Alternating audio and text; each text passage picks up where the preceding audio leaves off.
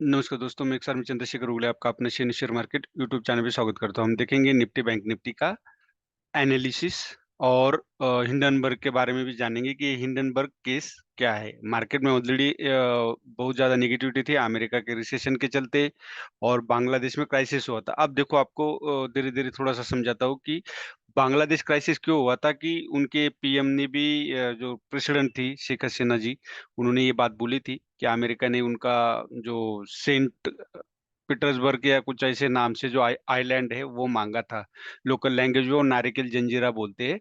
तो वो अमेरिका ने माँगा था ताकि चाइना पे कंट्रोल रखे साउथ सी समुंदर से द्वारा। वहाँ पे वो कोई बेस बनाना चाहता है, लेकिन हसीना जी ने मना कर दिया तो उन्होंने आईएसआई के द्वारा पाकिस्तान की जो आईएसआई है वो उनके हाथ का खिलौना है। वो जैसे चाहते हैं वैसे बोलता है। जब भी ईरान जब इसराइल के इसराइल और फिलिस्तीन के बीच में जब कूदा था, तब पाकिस्तान से अटैक करवाया था ईरान पे। तो इस तरह से वो आईएसआई का इस्तेमाल करता है, तो आईएसआई का इस्तेमाल उन्होंने बांग्लादेश में इस तरह से जो कट्टरपंथी लोग थे, उनको एक्टिवेट करा के शेख हसीना जी को वहाँ से भगाया, ताकि वो आइलैंड वो ले सके और उसपे चाइना को परेशान करता रहे। ये अमेरिका का। अब जो हिंडनबर्ग है, वो अमेरिका का एक फर्म है, वो फर्म क्या करता है, वो रिसर्च और एनालिसिस करता है स्टॉक मार्केट में ज़्यादातर उसका स्टॉक मार्केट जो भी फाइनेंशियल रिलेटेड फर्म्स होती है उनके बारे में वो एनालिसिस करता रहता है। सेकंड थिंग्स वो इन्वेस्टमेंट भी करता है, थर्ड थिंग्स वो शॉर्ट सेलिंग। शॉर्ट सेलिंग क्या होता है, अगर आपके पास कोई स्टॉक भी नहीं हो, मान लो अदानी का स्टॉक है 4000 पे चल रहा है और आपके पास होना ज़रूर नहीं, आप उसको बेच सकते हो। जब भी इस तरह की न्यूज़ फैलाई जाती है, बड़ी-बड़ी जो रिसर्च फर्म होते हैं उनका बिज़नेस यही होता है। हिंडनबर्ग ने पिछली बार भी किया था अदानी के ऊपर लांछन लगाए थे जो प्रूव नहीं हो पाए, सही गलत वो बात की बात है, लेकिन उसमें उसने शॉर्ट सेलिंग के द्वारा बहुत पैसा कमाया। इसी तरह से ये आज भी हो रहा था, लेकिन इतना असर आज मार्केट पे नहीं हुआ है। क्यों? क्योंकि भारत इतना स्ट्रांग बन चुका है। मैं हमेशा बताता हूँ कि भारत की 20,000 करोड़ की मंथली एसआईपी चल रही, लमसम अलग है। 60,000 करोड़ की कुछ हमारा टोटल 60 लाख करोड़ का हमारा टोटल म्यूचुअल फंड की इंडस्ट्री बन चुकी है। तो इस तरह से हम बहुत स्ट्रांग है, डरने की ज़रूरत नहीं निवेशकों को। बाकी करेक्शन आता रहेगा।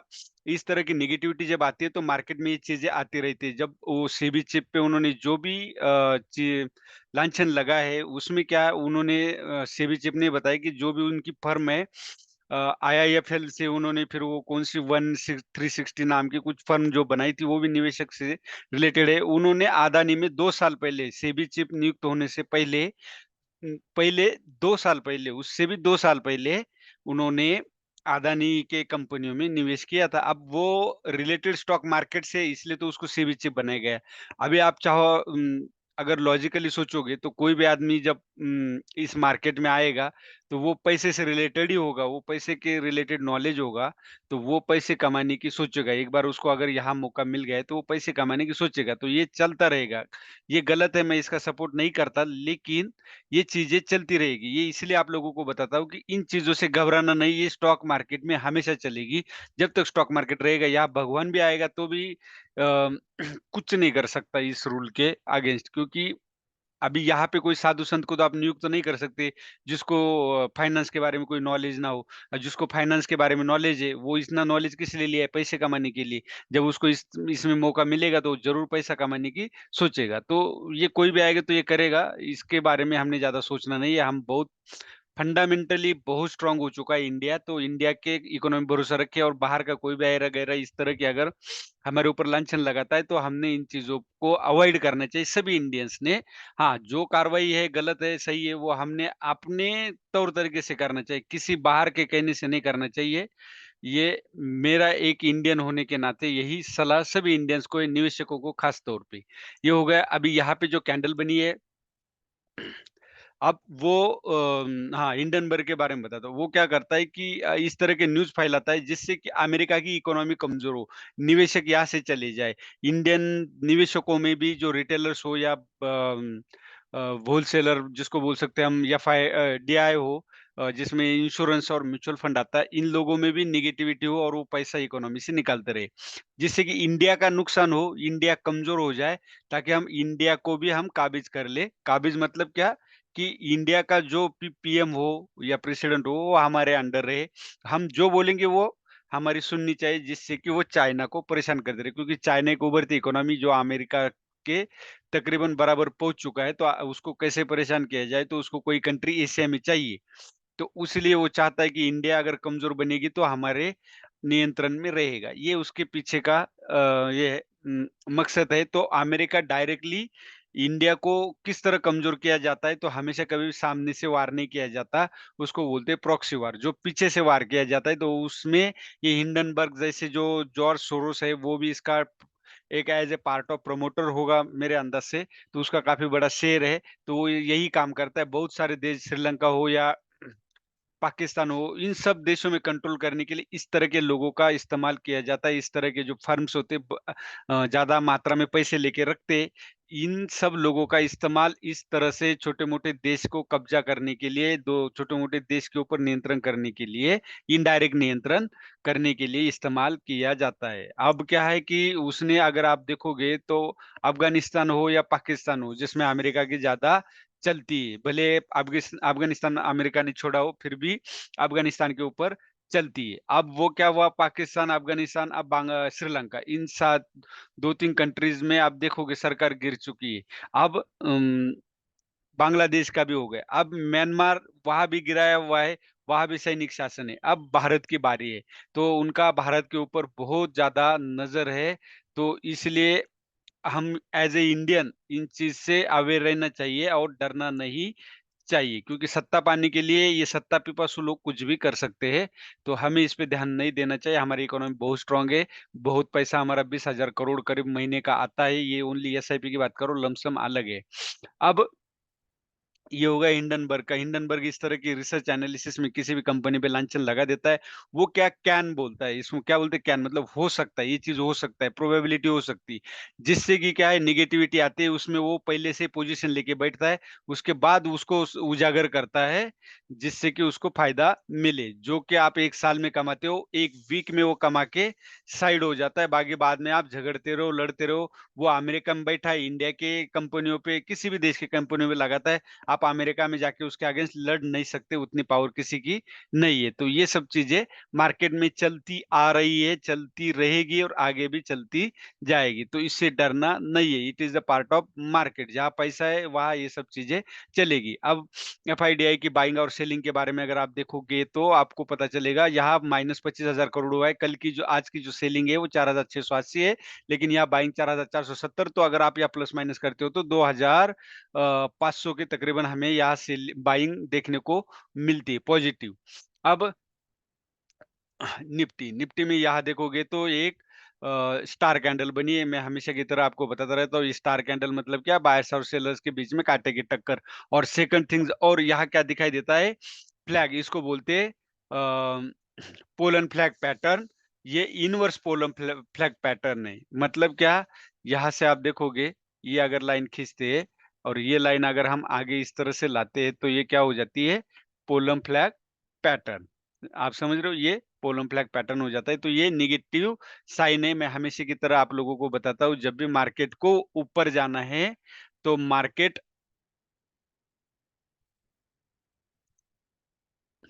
की जो डायरेक्शन होती है, इस तरह से ऊपर जाना होता है, तो इस तरह से ये फ्लैग बनता है, या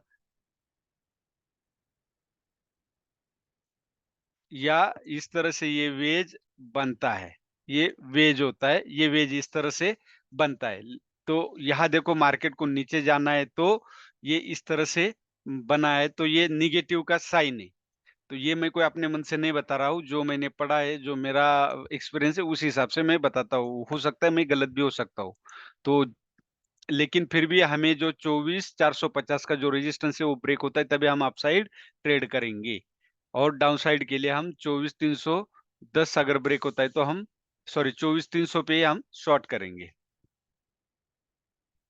अब आवरली में यहाँ आपको और क्लियरली होगा कि यहाँ देखो कितना बढ़िया फ्लैग बना है। तो मैं यहाँ से अगर देखोगे, तो मैं निगेटिव हूँ। मार्केट यहाँ से मैं सोच जो पैटर्न बना है, उस हिसाब से मार्केट गिरने की चांसेस ज़्यादा है। गिरावट मतलब बहुत बड़ी नहीं, करेक्शन जिसको बोलते हो, पार्ट ऑफ द मार्केट है, उससे डरने की ज़रूरत नहीं है, इसलिए अच्छे स्टॉक अभी सिलेक्ट करना शुरू करना चाहिए, ये अपॉर्चुनिटी है इन्वेस्टमेंट के लिए।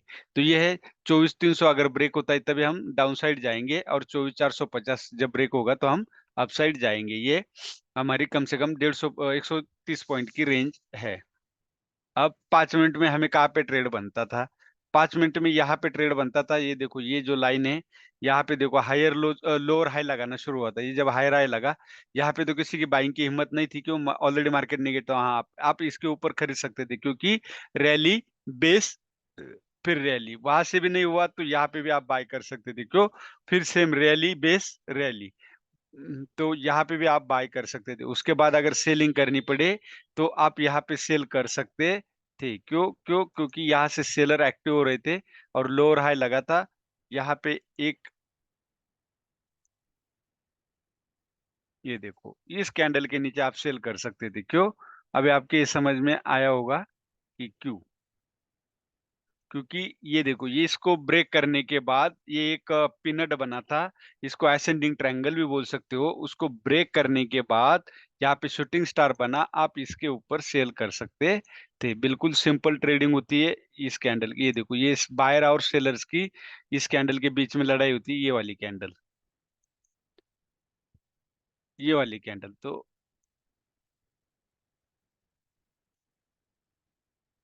इस वाली कैंडल की बात मैं करता हूँ। तो इसको ब्रेक करने के बाद सेलर्स एक्टिव हुए, दोबारा यहाँ पे आई, कोई पोजीशन बाकी थी, यहाँ से एक्टिव हो गया। तो इसी तरह ट्रेड का इंतजार करोगे तो आप ज़रूर ट्रेडर बनोगे, लेकिन उसके लिए आपको समय और कुछ पढ़ाई करनी पड़ेगी, कुछ एनालिसिस डेली करना पड़ेगा। ये हो गया निफ्टी का। अभी बैंक निफ्टी देखिए, बैंक निफ्टी में भी सेम वही बाय और सेल की कैंडल बनी है, मतलब बायर्स और सेलर्स की फोर्स बराबर है, लेकिन यहाँ मुझे हायर लोज वहाँ भी लगते हुए नज़र आ रहे हैं, लेकिन वहाँ बना है pollen flag, inverse pollen flag, लेकिन यहाँ पे उस तरह का मुझे नज़र नहीं आ रहा है। आज देखा जाए तो बैंक निफ्टी निफ्टी के बदौलत ज़्यादा पॉजिटिव थी। यहाँ पे देख सकते हो, अभी जो 50,830 से मैंने कल भी बोला था, ये जो यहाँ पे 50,800 है, वो जब तक ब्रेक नहीं होगा, तब तक आप अपसाइड ट्रेड नहीं कर सकते, लेकिन वो अपसाइड सस्टेन नहीं हो पाया, और क्लोजिंग जो है 50,800 से नीचे ही दी, 50,570 के आसपास। अब यहाँ देख सकते हो, ये हायर लोज लगते हुए आगे जा रहा है।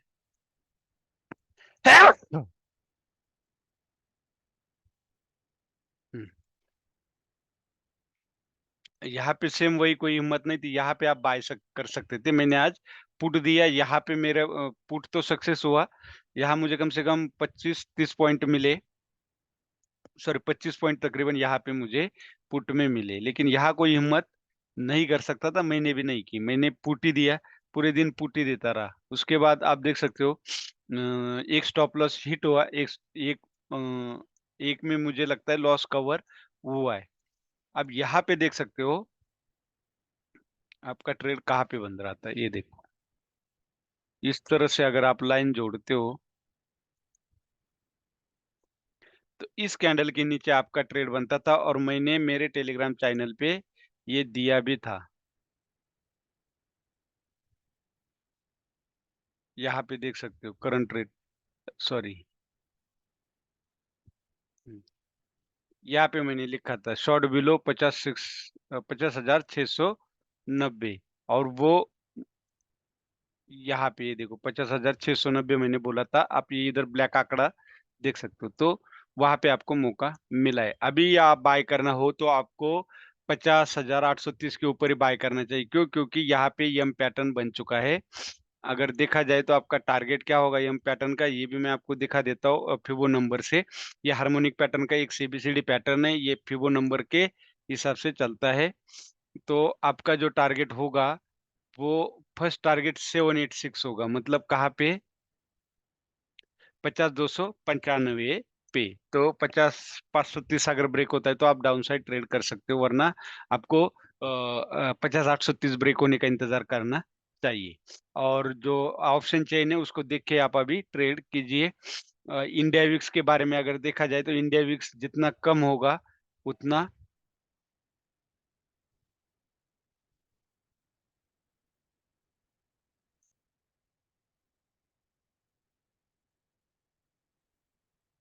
ये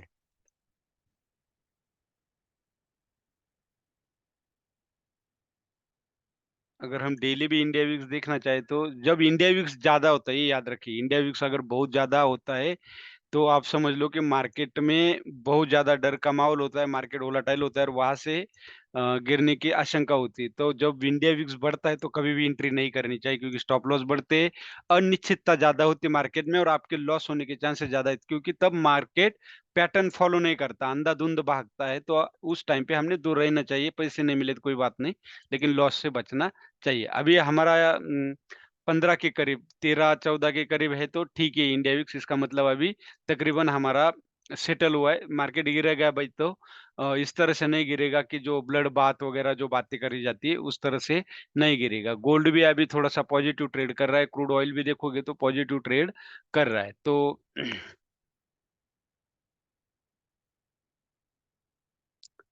यही था आज का उम एनालिसिस। तो डरना नहीं है। मार्केट अभी निफ्टी के अनुसार मुझे थोड़ा-सा और डाउन जाने की आशंका लगती है। तो मैं जो भी चीज़ आपको बता रहा हूँ वो मेरे एक्सपीरियंस और जो थ्योरेटिकली जो पढ़ा है, उससे मैं आपको बता रहा हूँ। कोई मेरे मन से कोई भी चीज़ नहीं बता रहा हूँ और कोई बाय सेल का रिकमेंडेशन आपको नहीं देता। मैं अपने चैनल पे भी यही एजुकेशन पर्पज़ से पोस्ट करता हूँ। कोई भी मेरे पास कोई पेड सर्विस भी नहीं है और उतना बड़ा मैं ट्रेडर नहीं हूँ। तो जो एक्सपीरियंस है वो आपके साथ शेयर करता हूँ। वीडियो अच्छा लगे तो लाइक, शेयर और सब्सक्राइब ज़रूर कीजिए। धन्यवाद। जय हिंद, जय भारत।